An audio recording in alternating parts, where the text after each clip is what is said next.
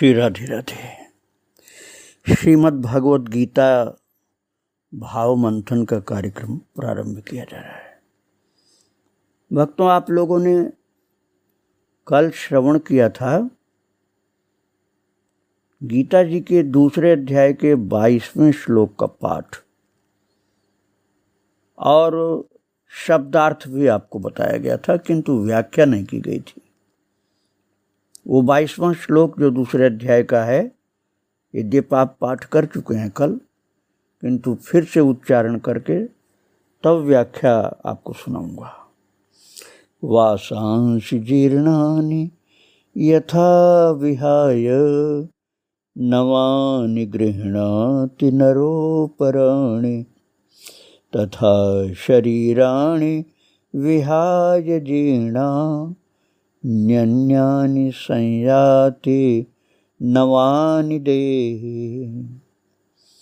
अर्थात जैसे मनुष्य पुराने वस्त्रों को त्याग कर दूसरे नए वस्त्रों को ग्रहण करता है, वैसे ही जीवात्मा पुराने शरीर को त्याग कर दूसरे नए शरीर को प्राप्त करता है। ये इसका शब्दार्थ है श्लोक का। अब इसके शब्दों के भाव के विषय में आपको मैं ले चलता हूँ। अर्जुन को प्रभु ने जब ये सुनाया तो अर्जुन सोचने लगे कि महाराज, भले ही आत्मा नहीं मारा जा सकता हो, लेकिन शरीर तो मर ही जाता है। भले मारा न जाए तब भी एक दिन शरीर अपने आप छूट जाता है। तो अर्जुन के मन में ये बात आई कि महाराज, हम आत्मा के लिए दुखी नहीं हो रहे हैं। ये कोई बात नहीं है कि हम आत्मा के लिए दुखी रहे। अरे, हम तो शरीर के लिए दुखी हो रहे हैं, क्योंकि आत्मा तो दिखाई नहीं पड़ता है। पता नहीं भीष्म जी, द्रोणाचार्य जी की आत्मा कैसी होगी, कैसा ज्योतिपुंज या प्रकाश पुंज होगा इनकी आत्मा का, हम तो नहीं देखे कभी, न जानते हैं, केवल कल्पना ही कर सकते हैं। लेकिन हम जो देख रहे हैं, अर्जुन ने मन में सोचा कि हम जो देख रहे हैं वो भौतिक शरीर है, और इसका हमको दुख है कि ये मर जाएगा शरीर। आत्मा तो हम देख ही नहीं रहे हैं, तो उसकी चिंता हम क्यों करें। तो हमारे व्यवहार में तो यही शरीर ही आ रहा है, और हमें तो इसी शरीर के खोने का डर है, आत्मा को दुख नहीं हमको। और अर्जुन की ये बात अंतर्यामी प्रभु समझ गए। इसी का उत्तर भगवान ने 22वें श्लोक में दिया है। श्री भगवान ने कहा कि हे अर्जुन, एक बात बताओ, तुमने कोई कपड़ा 10 साल पहले बनवाया था, जो पहनते पहनते एकदम चिथड़ा हो गया हो, रंग खराब हो गया हो, फट गया हो, बेकार हो गया हो, या उब गए हो उस कपड़े को पहनते पहनते, तो तुमने फिर से उसकी जगह नया कपड़ा पहन लिया और पुराने को त्याग दिया। तो क्या उस पुराने कपड़े के लिए रोओगे बैठ करके अब तुम? अर्जुन बोले, नहीं प्रभु, हम क्यों रोएंगे, हमको तो पुराना बेकार कपड़ा छोड़ना ही अच्छा लगता है, नया ही पहनना अच्छा लगेगा। हम तो बिल्कुल नहीं रोएंगे पुराने रद्दी कपड़े के लिए, उसको तो फेंकना ही है। बल्कि खुश हो जाएंगे कि चलो पुराने से छुट्टी मिली और नया कपड़ा फिर से पहनने को मिला। तो भगवान ने कहा, बस यही बात तुम्हारे मुख से मैं कहलवाना चाहता था कि पुराने रद्दी कपड़े को छोड़ना तुम्हें पसंद है, उसको रखना नहीं, और नए बढ़िया वाले कपड़े को पहनना पसंद है। ये तो मानोगे? बोले, बिल्कुल प्रभु। तो बोले, बिल्कुल वही बात मैं कहने जा रहा हूँ कि पुराने शरीर को छोड़कर नया शरीर जीवात्मा ग्रहण करता है। जीर्णानि माने पुराने। श्लोक में बोला ना प्रभु, वासांसि जीर्णानि यथा विहाय। जैसे जीर्ण कपड़े को, पुराने कपड़े को मनुष्य छोड़कर नया ग्रहण करता है, ऐसे जीवात्मा पुराने शरीर को छोड़ करके नए शरीर को ग्रहण करता है। अब जीर्णानि माने बिल्कुल बेकार पुराने जीर्ण शीर्ण वासांश अर्थात वस्त्र जैसे विहाय अर्थात त्याग करके, त्यागने का तात्पर्य अपनी ओर से छोड़ देना, अपनी ओर से छोड़ना त्याग होता है। ऐसा नहीं कि चोर लुटेरे जबरदस्ती खींच करके कपड़ा निकाल के ले जाएं, वो तो त्यागना नहीं हुआ। त्याग तो अपनी ओर से होता है। चोर लुटेरा खींचेगा तो दुख होगा कि मेरा छीन ले गया कपड़ा, और अपनी ओर से त्यागने में कोई दुख नहीं होता। इसलिए प्रभु ने कहा नवानि गृह्णाति नरो पराणि, अर्थात मनुष्य समझदार जो होता है वो पुराने रद्दी कपड़े को छोड़ करके नवानि गृह्णाति, नए कपड़े को ग्रहण कर लेता है। नए वस्त्र कपड़े अर्थात दूसरे वस्त्र को, पुराने को छोड़कर नया ग्रहण करता है। ये बताने के लिए एक गुरु जी महाराज ने अपने शिष्य को समझाने के लिए कहा कि जाओ बाजार से 2 नारियल ले आओ। एक नारियल ऐसा जिसको कान के पास बजाने से खटखट की आवाज हो, और दूसरा हरा हो, उसमें कोई आवाज न हो। तो वो शिष्य दोनों प्रकार के नारियल ले आया। एक कान के पास बजाओ तो खटखटाता था, और दूसरे में कोई आवाज नहीं। तो फिर कहा दोनों को तोड़ो। जिसमें से खटखट की आवाज आ रही थी उसको तोड़ने पर उससे गरी का गोला साबत आराम से निकल आया। उसके बाहर के खोल को तोड़ते ही गरी का गोला साबत निकला, बढ़िया सुंदर। ये सूखा हुआ नारियल था, और दूसरा हरा वाला नारियल जो था एकदम हरा हरा नहीं, लेकिन गीला था, एकदम सूखा भी नहीं था। वो जब पटक करके तोड़ा है तो गोला नहीं निकला, गरी ही टूट टूट करके निकली। तो इस उदाहरण से गुरु ने समझाया अपने शिष्यों को, गुरुदेव ने, कि जिसने अपनी वासनाओं को सुखा दिया है वो तो साबुत निकल जाता है खोखला छोड़कर, और जिसने वासनाओं को नहीं सुखाया उसको मजबूरी में निकलना पड़ता है, रो रो करके टुकड़े टुकड़े जैसे निकले।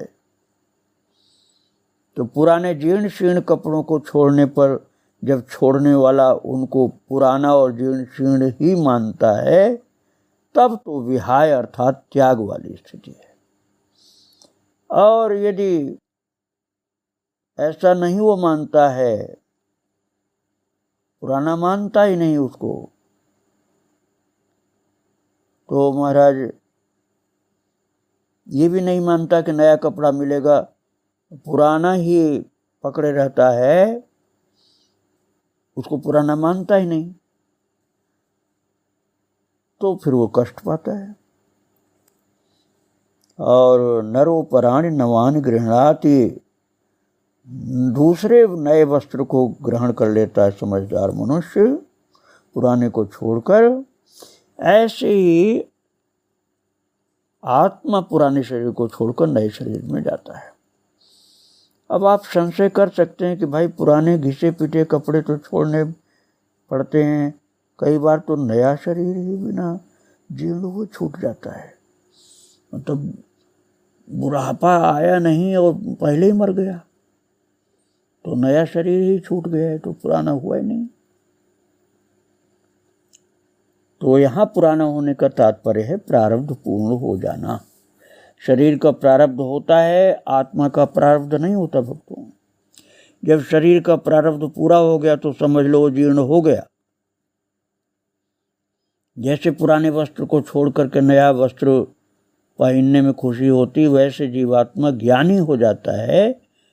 जब ज्ञानी हो जाता है महाराज तो उसको कोई दुख नहीं होता, वो सोचता अरे चलो अब ये हटेगा और नया शरीर भगवान देंगे हमें। तो पुराना शरीर छोड़ने में कष्ट नहीं होता उसको, क्योंकि वो आसक्ति बंधन से मुक्त होता है। बल्कि नया अच्छा शरीर मिलेगा इस बात की प्रसन्नता मन में रहती है, और वह हंसते हंसते चला जाता है। ऐसे कितने संत हुए हैं जो हंसते हंसते शरीर छोड़ के चले गए। और तुलसीदास जी का चरित्र मैं सुना चुका हूँ, उसमें वर्णन मिलता है श्रावण शुक्ला सप्तमी तुलसी धरो शरीर, और इसी तरह से शरीर त्यागने का भी मिलता है, श्रावण शुक्ला सप्तमी तुलसी तजो शरीर। तुलसीदास जी ने उसी दिन अर्थात श्रावण शुक्ला सप्तमी को शरीर ग्रहण किया था, तात्पर्य जन्म हुआ था, और वही तिथि वही महीना जब शरीर धारण किया था उसी दिन को उसने तुलसी तजो शरीर, शरीर को त्याग दिया, अर्थात जैसे पुराना वस्त्र त्याग दिया जाता है ऐसे त्याग दिया। इसी तरह से भक्तों स्वामी रामतीर्थ जी ने दीपावली के दिन जन्म लिया था और दीपावली के दिन शरीर छोड़ा था। तो शरीर छूटने के पूर्व हिमालय के जंगल में रहते थे। बड़े ज्ञानी महापुरुष थे स्वामी रामतीर्थ जी, गंगा जी के बड़े प्रेमी थे। तो उनको शरीर छूटने का पूरा ज्ञान था। शरीर छोड़ने के समय गंगा जी में जाकर लेट गए, बोले माँ गंगा मेरा शरीर पूरा हो गया, इसलिए मैं इसको आपके जल में डाल रहा हूँ। और राम राम कहते हुए शरीर छोड़ा पूरी प्रसन्नता के साथ। ज्ञानी पुरुष का शरीर छोड़ना दुख का कार्य नहीं होता है, प्रसन्नता का कार्य होता है कि मुझे अब नया शरीर में रहना है। मैं पहले बिठूर में रहता था तो सुबह ब्रह्म मुहूर्त में स्नान करने जाता था। उस समय मैंने एक दृश्य देखा था कि एक संत सुबह नहाने गंगा जी गए होंगे, मुझसे पहले पहुंच गए थे वो, तो 4-5 इंच केवल गहरे जल में, जहाँ शरीर डूबे नहीं, जल को स्पर्श करते हुए रेती में लेट गए। रात में कब आए कहाँ से आए कुछ पता नहीं। ऐसा लगता था जैसे उन्होंने अपने प्रारब्ध को, देहांतर को अच्छी तरह से समझ लिया था। इसलिए लोगों की बाधा से बचने के लिए कि कोई मेरे इस कार्य में बाधा न डाले शरीर छोड़ने में, तो वो ऐसे टाइम पर आए कि जल्दी जाने वाले भी नहीं पहुंच पाए थे। मैं बहुत जल्दी जाता था वहाँ 4 बजे के पहले, लेकिन मैं भी पहुंचा तो वो अपना कार्य पूरा कर चुके थे। जल को स्पर्श करते हुए लेटे, पुराने शरीर को जो जीर्ण हो चुका था उसको भगवान नाम उच्चारण करते हुए शरीर छोड़ दिया।